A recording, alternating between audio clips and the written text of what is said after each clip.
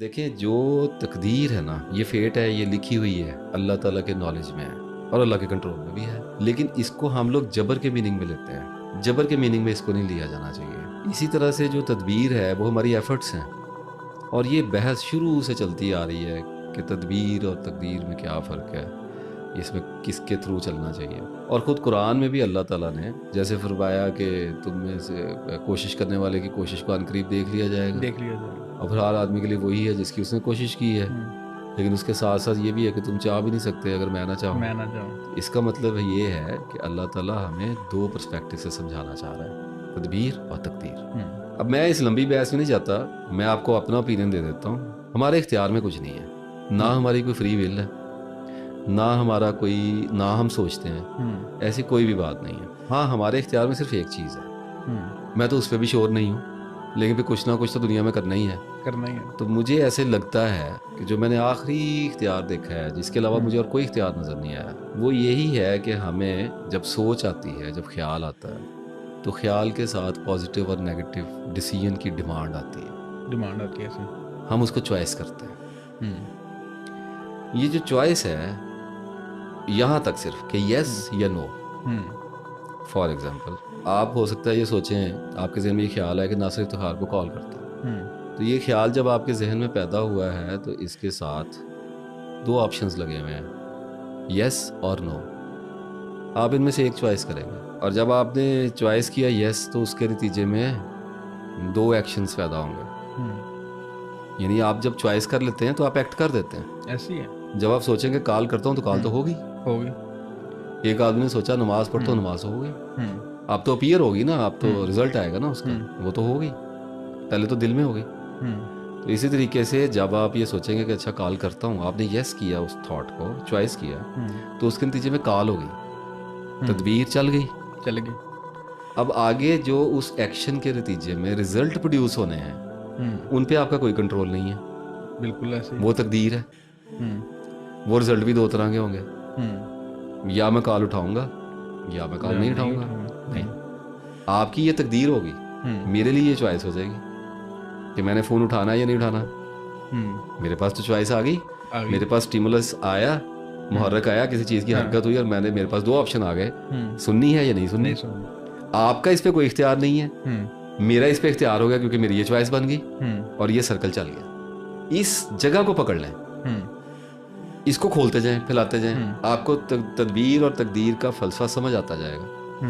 پھر ریپیٹ کر رہا ہوں کہ آپ جو چوائس کرتے ہیں اس چوائس کے نتیجے میں، چوائس آپ خیال کی کرتے ہیں، آپ جب چوائس کرتے ہیں اس چوائس کے نتیجے میں جو رزلٹ پیدا ہوتے ہیں وہ دو طرح کے ہوتے ہیں، پازیٹیو اور نیگیٹو. آپ کا ان پہ کوئی اختیار نہیں ہوتا، اور جس کی طرف سے وہ رزلٹ پیدا ہو رہے ہیں وہ اس کے لیے چوائس ہوتے ہیں.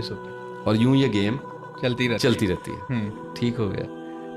اور یہ اتنی سادہ بات ہے کہ اگر ہمیں یہ سمجھ آ جائے تو ہم اپنی چوائسز کے نتیجے میں اگر رزلٹ ہماری مرضی کا نہ آئے تو ہمیں پھر ڈپریشن نہیں آتا. جب ہمیں پتا ہے ہمارا اختیار ہی نہیں ہے. ایسی ہے. بھئی آپ محنت کر سکتے ہیں، رزق دینا تو اللہ کے ذمہ ہے نا، تو آپ کا اختیار ہی نہیں ہے، تو آپ کو ڈپریشن کس بات کا. آپ کوشش کر سکتے تھے، آپ نے وہ چوائس کر لی، یا آپ کوشش کرتے یا آپ نہ کرتے. اچھا اگر آپ نہ بھی کریں گے کسی چیز کو، اس کے نتیجے میں بھی دو رزلٹس پیدا ہوں گے. یا تو آپ کے لیے اچھا ہو جائے گا، آپ بچ گئے کسی چیز سے، یا آپ کے لیے برا ہو جائے گا. اور وہ جو اچھا یا برا ہوگا وہ بھی کسی کے لیے چوائس ہوگا، یعنی کسی کے لیے آزمائش ہوگا. ٹھیک ہو گیا. تو اگر آپ اس سسٹم کو سمجھ جاتے ہیں تو آپ کو یہ بات پتہ چل جاتی ہے کہ میری جو واحد میرا اختیار ہے اس دنیا میں، جس کو فری ول کے نام پہ یوز کیا جاتا ہے، میں تو نہیں مانتا، اور میں خالی بلائنڈلی نہیں مانتا، مجھے پتہ ہے، لاجیکلی ود ایویڈنس مجھے پتہ ہے کہ اٹ ڈزنٹ ایگزسٹ. بہرحال ہم یہاں سے الجھن شروع ہوتی ہے، ہم اس میں نہیں جاتے. ہم تو ایک سادہ بات کرتے ہیں کہ جب ہمیں پتہ لگ گیا کہ ہم چوائس ہی کر سکتے ہیں تو اس وقت خوب غور کرنے کے بعد اگر آدمی اپنی پوری زندگی کو دیکھے کہ یار میں صرف چوائسیز کر رہا ہوں، رزلٹس آٹومیٹک نکل رہے ہیں. کبھی میری مرضی کا نکل آتا ہے، کبھی میری مرضی کا نہیں نکل آتا. جب میری مرضی کا نکل آتا ہے تب بھی ایک نئی آزمائش میری شروع ہو جاتی ہے، جب میری مرضی کا نہیں نکلتا تب بھی ایک نئی آزمائش شروع ہو جاتی ہے.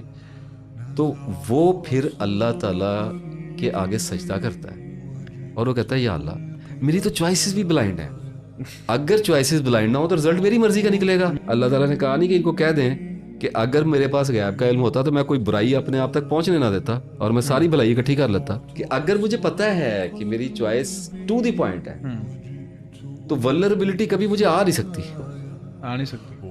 میرا ڈیسیژن کیسے غلط ہوگا بھائی؟ تو اس کا مطلب ہے کہ چوائسیز بلائنڈ ہیں. ایگریڈ؟ تو پھر اس کا مطلب ہے کہ اللہ تعالیٰ نے یہ سچ کہا کہ تم چاہ بھی نہیں سکتے اگر میں نہ چاہوں. جو میں چاہوں گا تم نے وہی چاہیے جانا. اب تو یہ اسٹیبلش ہو گیا نا کہ ہم ڈیسیژن بھی نہیں کر پا رہے, اب تو سوچ ہی نہیں رہے, تو آٹومیٹک چل رہا ہے سارا سرکل.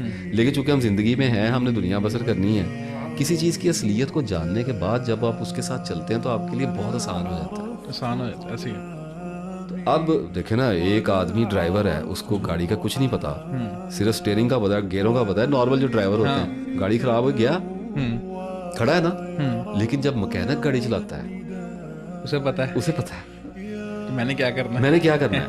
ٹھیک ہے نا, اس کا مطلب ہے کہ اسے پتا ہے چلانی اس نے بھی وہی گاڑی ہے جو دوسرے نے چلانی ہے. ایسے دو گاڑیاں برابر ہیں, ایک میں مکینک بیٹھا ہے, دونوں چل رہی ہیں, لیکن ایک کو پتا ہے کہ خراب ہوگی تو پریشانی والی بات نہیں ہے, مجھے کہیں نہ کہیں اس کا پتا ہے کہ اس نے کیا کدھر جانا ہے.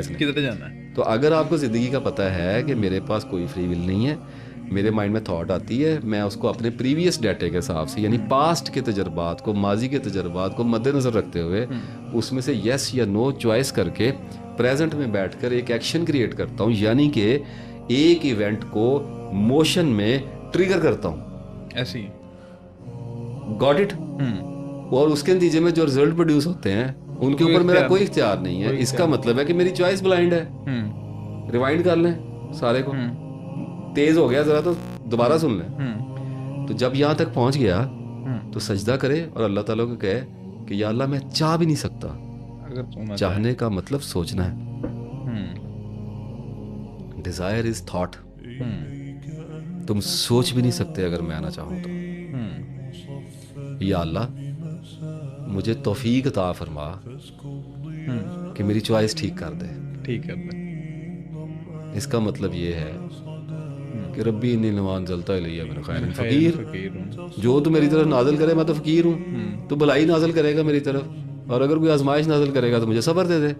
یہ میرے قابو میں آنے والا نہیں ہے کھیل. میں اس کو کہاں یہ سیانہ کوا بن کے سوچوں کہ اس کو میں خود چلا رہا ہوں. تو ایک سمپل سی چیز تھی جو میں نے بتا دی ہے. میں تدبیر اور تقدیر پہ اس سے آگے نہیں جاتا. اس سے آگے بھی اگر کوئی بندہ کہتا ہے نا کہ مجھے سمجھ نہیں آ رہی جی ایسے کیوں ہوا ہے, جی ایسے کیوں ہوا ہے, جی یہ سارا پلان تھا تو وہ شیطان سارا وہ مورا تھا, جی یہ تھا وہ تھا, میں تو صرف بات کے پوائنٹ میں نکل رہی ہے چیز کہ وہ بات پھر وہاں جاتی ہے نا کہ یہ سارا پلان تھا جی وہ شیطان کا سارا, یہ پھر اللہ کو پتا تھا تو اس کی مرضی سے سارا کچھ ہوا ہے, ورنہ شیطان انکار کیسے کر سکتا تھا. اس سے ہے صبح ازل انکار کی ضرورت ہوئی کیوں کر, کہ اس کا مطلب ہے کہ اسے تیرا سیکرٹ پتا تھا تو اس نے انکار کیا تو تیری مرضی سے کیا ہے. علامہ صاحب کا بہت بڑا نام ہے, انہوں نے اس امت کو جگانے کے لیے بہت بڑا کام کیا. سردار ہیں ہمارے, اللہ نے ان سے بہت بڑا کام لیا, لیکن غلطی کسی سے بھی ہو سکتی ہے. تکذیب کرنا یہاں پہ مراد نہیں ہے, میں تو اپنے کنسیپٹ پہ بات کر رہا ہوں. غلطی اس وقت ہائی لائٹ کرنے سے مقصود یہ ہے کہ یہ غلط فہمی بڑے بڑوں کو لگ جاتی ہے. میں یہاں پہ یہ نہیں کہہ رہا کہ مجھے کوئی غلط فہمی نہیں, مجھے بھی بڑی بڑی لگی ہوئی, لیکن اس ٹاپک پہ جس پہ ہم ابھی بات کر رہے ہیں اس میں یہ فریم کے اندر آ گئی ہے بات, میں اس کو چھوڑ کے نہیں جا سکتا. تو اللہ تعالیٰ نے تو کہا, اس نے تو سورہ کہف میں فرمایا ہم نے زمین و آسمان کو پیدا کرتے ہوئے ان کو مدد کے لیے تو نہیں بلایا تھا, ان کو مدد کے لیے تو نہیں بلایا تھا. کیا شیطانوں نے مدد کی تھی؟ شیطان نے کوئی اللہ کو سپورٹ کیا تھا زمین آسمان کو بنانے میں؟ کہیں اللہ نے کہا ہے کہ شیطان نے یہ زمین بنائی ہے, آسمان بنانے میں میری ہیلپ کی ہے؟ تو لکھ دیا نا اللہ نے کہ ہم نے نہیں ان کو بلایا, اور پھر کہا کہ ہم نے خود ان کے پیدا کرتے وقت بلایا تھا مدد کے لیے, اور اس کے بعد کلوز کیا ہے سبجیکٹ کو, یہ کہا کہ میں گمراہ کرنے والوں کو اپنا دست و بازو نہیں بناتا, میں رائٹ ہینڈ نہیں بناتا گمراہ کرنے والوں کو. تو جب اس نے کہہ دیا ہے تو پھر یہ باتیں ساری بحث ختم ہو جاتی ہے, یہاں پہ ختم ہو جاتی ہے. ایسی ہے. تو میں نے جو بتایا, اگر اس پہ کوئی غور کرے گا, اگر اس کو کوئی کلیئرٹی سے دیکھے گا تو اس کو سب سمجھ آ جائے گا کہ کیا بات ہے. اتنا سا یہ تدبیر اور تقدیر کا فلسفہ ہے, اور اس کو آپ پھیلاتے جائیں تو یہ اتنا پھیل جاتا ہے کہ یہ قابو سے باہر نکل جاتا ہے. اور اگر آپ صرف عقل کی بنیاد پہ اپنے حصے کا چنک اٹھانے کی کوشش کریں کہ یا اللہ میں اتنے لمبے بکھیڑے میں نہیں جاتا, مجھے صرف میری ذات کی حد تک انڈرسٹینڈنگ دے دے, تو اللہ آپ کو دیتا ہے. دیتا ہے. اللہ آپ کو سمجھا دیتا ہے بات کو, اور وہ جتنی اللہ نے سمجھائی تھی اتنی میں نے بیان کر دی.